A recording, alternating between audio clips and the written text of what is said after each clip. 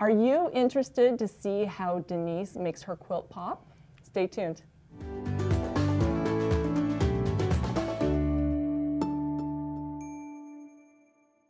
Welcome to Watch and Learn. I'm Kristina Whitney, and I'm Denise Dowdrick. And I'm Kim Sandberg. And we're studio educators here at Handi Quilter. Today we are going to be sharing the adventures of Denise's trellis quilt. Oh, so many adventures. We were just talking about all the bad words, but I think it's a fabulous quilt. We're going to edit those out. Jacob's all over that. It's okay. It's not a real quilt if you don't cuss while you're quilting. That's right. And you know, I think the quilting process always has to be fun. So apparently a few bad words thrown in there is fun to me because it happens with almost every quilt. So it's better than the blood, sweat, and tears, right? That's right. That's what I usually have. And considering that the background of my quilt was white, I really did not want to bleed or sweat on it for that matter. So it's a process. So we actually have worked through a series of questions to go through and explain what we're doing on each one of our quilts. So, and thanks to Kristina for providing those outlines for us. We had to do very little work on it. We just had to quilt and then show up and answer the questions. So that makes it really easy for us. So one of the things I wanted to get started with was just talking about what I wanted to use my quilt for. And I knew right off the bat that I wanted it to be a wall hanging.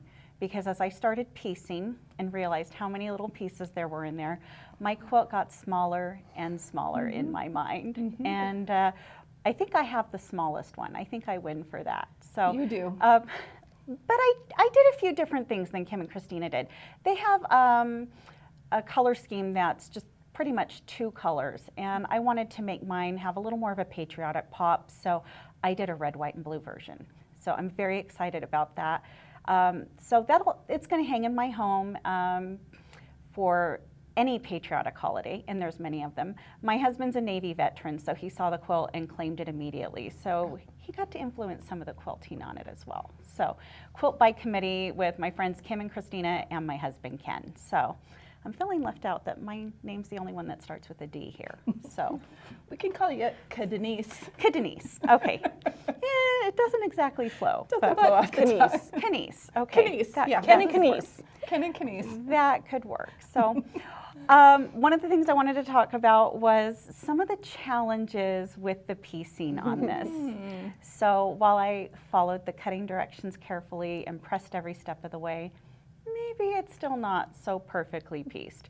But it was close enough that I still really wanted to highlight the piecing of the quilt. So usually if I have a really finely pieced quilt, I know I'm going to custom quilt it. I want to make sure that I'm highlighting the piecing. So this one, not quite so perfect, but still highlighting the piecing by doing some not quite stitch in the ditch. I call it echo ditching. So instead of trying to stay right on the ditch, that would just highlight where I've got some jaggedy piecing a little bit. I just did some echo ditching to maybe an 1/8 of an inch to 1/4 of an inch outside of the piecing. And I did that first. I've got some video of me doing that, so you can see my process there. You'll notice I did all of this first. And the reason I do that is I really wanted to stabilize the quilt. So as I loaded the quilt, I basted straight lines across it to really help keep it straight. And then I went in and did that echo ditching to really stabilize. It was also a stall tactic. The truth comes out. I was stalling because I drew out some ideas. I even auditioned it in Designer and tried out some things. And I just really wasn't feeling the designs I came up with. So I thought I was on the right path. I wanted to highlight the red, white, and blue by coming up with some like firework looking designs. And I found some great edge-to-edge designs, but I do a lot of edge-to-edge quilting and I wanted to challenge myself and do something more custom this time. So I was planning on doing a whole bunch of ruler work, and after I did all of that ditching using Mark and Pro Stitcher, because I put my ruler away pretty quickly, I realized there are so many great designs in Pro Stitcher. I'm going to find some similar designs in Pro Stitcher that align with what my vision was. And I was so glad I did, because it helped the process go so much faster, and I didn't have to get the ruler or the ruler base out. So Always a plus, right? Or the Always a sure plus, foot. or the sure fit. And honestly, I do really enjoy ruler work. But on this particular quilt, I just decided I'm going to get it done so much faster if I do Pro Stitcher. So I found some great designs right in the Pro Stitcher library. I just went into the PS Designs, went into the blocks, and I found one called Prism and another called Windmill, and they both worked great. I just had to rotate the Prism 45 degrees to make it fit just right where I wanted to. So, and as you watch the feed of me quilting, which Jacob is going to speed up so you don't have to watch all 8 hours of quilting, he's going to get that really sped up so you can enjoy the process without putting all the time in right along with me. But oh my goodness, it really was so much fun. You'll notice too, while we have a very traditional pattern, I think, with this trellis pattern, and again, you're welcome to do this quilt with us as well. We're going to have a link to it on each one of our videos, so if you'd like to go in and purchase that and download the pattern and show us your videos too, or show us pictures of your quilting, we would really enjoy seeing that process. While this had kind of a traditional vibe, I felt like it was still a little bit modern too, because high contrast colors, but with my fabric choices. I still went a little more traditional with the fabric choices where I've got some florals and kind of a bit smaller print, so it almost reads, I'm gonna say solid-ish. It does. Solid-ish, which gives it a little more of a modern vibe. I think when you're using solid fabrics, you tend to get a little more of that modern vibe. So going with the fabric colors, I really wanted to keep my thread to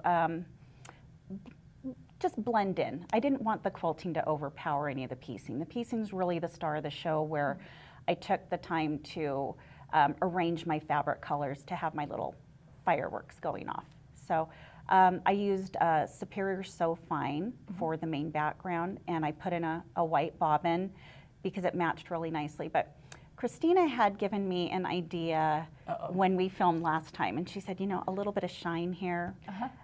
I did a little bit of shine, but I kept it subtle. I did just a little bit of Magnifico in red and in blue right around the center squares in each one of my little firework blocks. And it's really subtle, but there's still just that little bit of shine.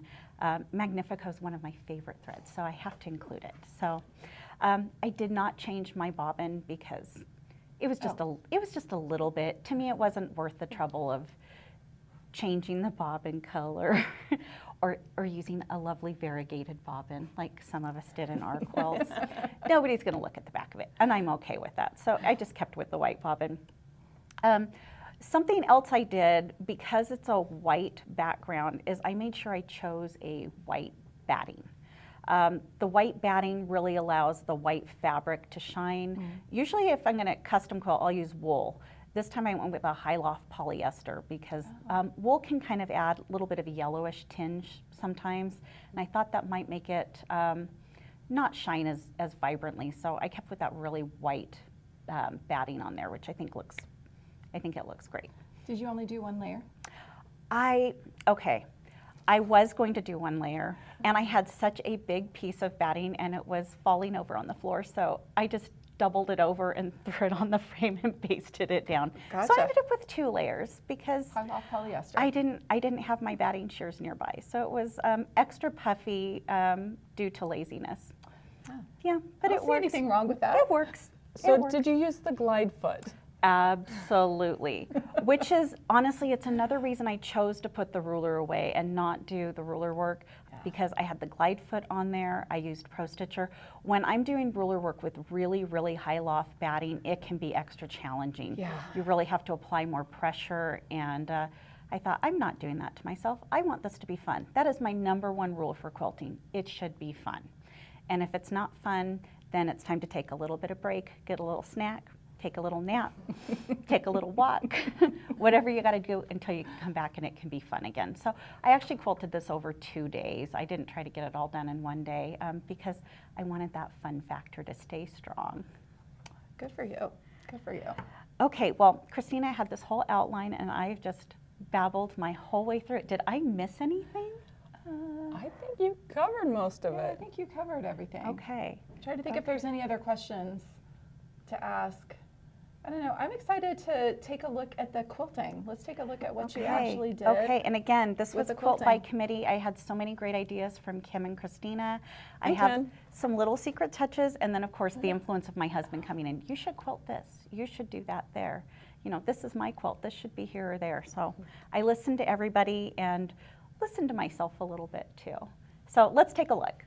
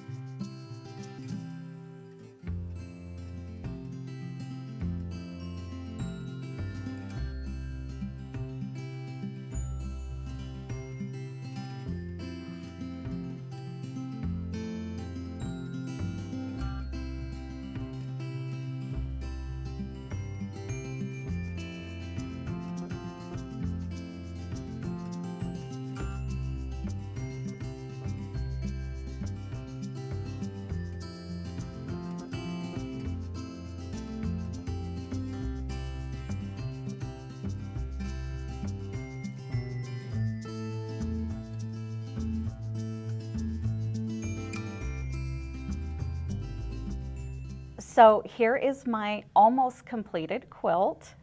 It's not done till it has a binding and a label, and it has neither of those yet. But And a sleeve. And a sleeve. You're That's so true. close, though. Because this is a wall hanging, it also needs a sleeve. So, but it's very, very close. But you can see that really bright white batting allows the background to really stay white. That fine, so fine thread just adds some texture in there with that puffy batting. And I really wasn't sure if I was done when I pulled this off the frame. I thought I might want to do some micro quilting, but I don't think so.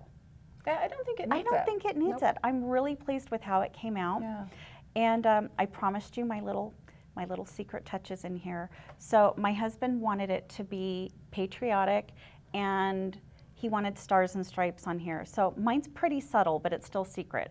I've got my stars hidden here in my little designs, my quilting designs. Well, and in the piecing. And in the piecing itself, and that little bit of ditching just to make that pop.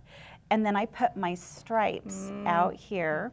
I love And those. on his Navy uniforms, he had different chevrons and things on his uniform. So I threw some chevrons in there too. So some meaningful significance there for him. But cool. we've got the stars and stripes in here, and it's a little subtle, but I think it still just checked all the boxes on the challenges we gave ourselves. I totally agree. So what color of binding do you think you're going to do on this one? I think I'm just going to go with white. White, okay, really? I was even thinking of doing a facing. Oh, but, okay. I think I'm just going to go ahead and do a binding, and I'm going to keep it the same white background fabric, just so it's not framed. Because I feel like the stripes here just add movement outwards. And I feel like if I added that red or blue in the binding, it would stop and interrupt that. I think the white's going to allow that to kind of visually continue. I think that your stripes are the frame. Yeah. You don't need a color frame at all. And that's a really good way to put it. Yeah. And normally I would never, ever suggest doing a white binding, but where this is going to be a wall hanging and hanging on the wall and not being handled as a throw or a quilt on a bed, I think a white binding is going to be just fine. I Love agree. it. That's fantastic. Wow. So there's another secret thing here that I thought I could do, maybe even add 2 sleeves, because I can have the blue going vertically and the red horizontally, or I could flip it. Just depending on the mood. So maybe one way's Memorial Day, the other way's 4th of July. I mean, There you go. my husband's birthday is also right around 4th of July too, which is why he said that one's mine. So Now, we're is going yours with it. perfectly square, or is yours rectangular? Sure, it's perfectly square. We're gonna go When I with say that. perfectly square, I mean, It was supposed to be. I actually measured it while trimming, and it's off square by a ½ inch. And I so thought, it's square. It's I square. can live with that. Yeah, I it's can live not with like it. a rectangle. I think mine ended up being rectangular. Yeah.